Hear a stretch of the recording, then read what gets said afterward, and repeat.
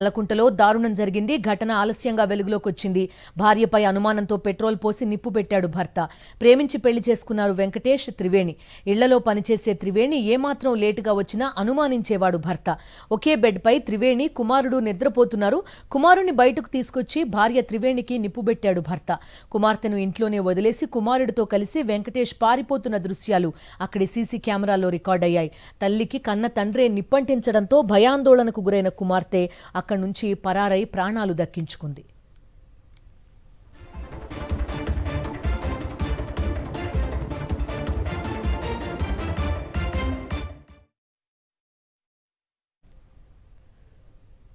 కట్టుకున్న భార్యపై పెట్రోల్ పోసి నిప్పంటించి చంపేసిన ఘటనతో నల్లకుంట, శివం రోడ్ స్థానికులు భయాందోళనకు గురయ్యారు.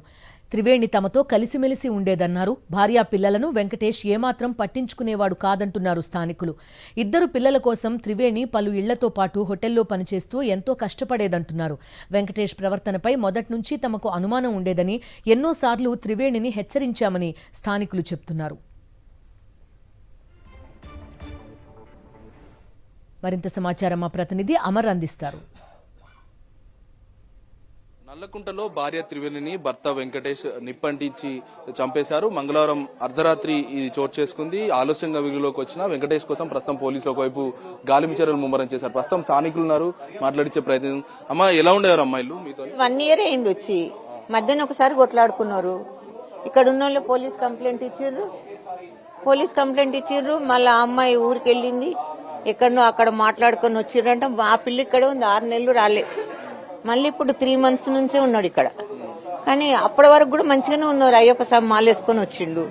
ఇక తర్వాత ఎట్లుండో మాకు తెలియదు. వాళ్ళు ఇంటున్నది మనకేం తెలుసు. అయితే చాలా మంది కూడా ఉన్నటువంటి ఏదైతే త్రివేణి ఉందో, త్రివేణి రెగ్యులర్ గా పనికి వెళ్ళొచ్చేది అని, పనికి వెళ్ళొచ్చిన తర్వాత ఉన్నటువంటి కొంత రెస్ట్ తీసుకునే సమయం కూడా లేకుండా ఉండేది అనేది స్థానికులు చెప్తా ఉన్నారు. వెంకటేష్ చేసినటువంటి ఈ చర్య పట్ల స్థానికులంతా కూడా ఏదైతే ఒక్కసారిగా భయాందోళనకు గురి కావడం, మరోవైపు వెంకటేష్ ని తీవ్రంగా శిక్షించాలంటూ కూడా ప్రస్తుతం డిమాండ్ చేస్తున్న పరిస్థితులు అయితే ఉన్నాయి. అయితే ప్రస్తుతం మనం కాలనీవాసులు మరికొంతమందితో మాట్లాడించే ప్రయత్నం అయితే చేద్దాం. చాలా మంది ఉన్నారు.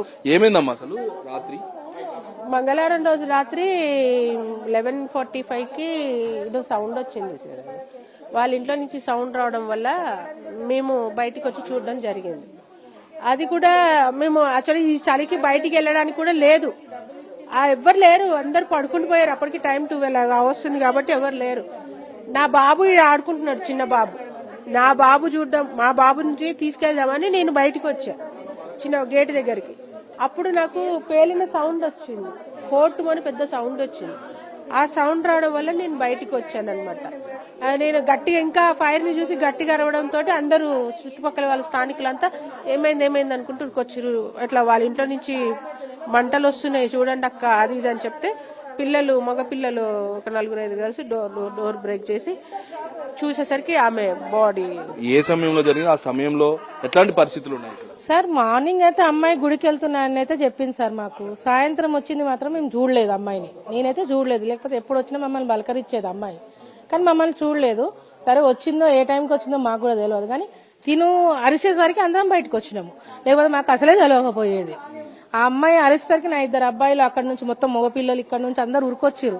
ఈ పైన ఉన్న వాళ్ళందరూ ఉరికొచ్చే చూసేసరికి పొగలు వస్తున్నాయి. ఏదేమైనా కానీ అందరూ వలగొట్టురు అనేసరికి అది డోర్ ని పుష్ చేయడానికి వస్తే అది లాక్ వేసి ఉంది. తన్నిండ్రు, తనేసరికి అది డోర్ ఓపెన్ అయింది. ఓపెన్ అయ్యేసరికి అమ్మాయి మొత్తం మంటలో చిక్కుకుపోయింది సార్. అసలు ఎందుకు అరవలేదని మాకు బాధ అవుతుంది. మాకు అరుస్తేనన్నా మాకు వినబడుతుండేనేమో, అరవలేదు అమ్మాయి. ఎందుకంటే 6 months బ్యాక్ కూడా ఇదే జరిగితే అమ్మాయి ఉరికొచ్చింది బయటికి, కొడితే ఇదంతా పగిలిపోయింది అమ్మాయికి. వచ్చి చెప్తే మేమే బెదిరించినాం. తన కంప్లైంట్ ఇచ్చింది అమ్మాయి.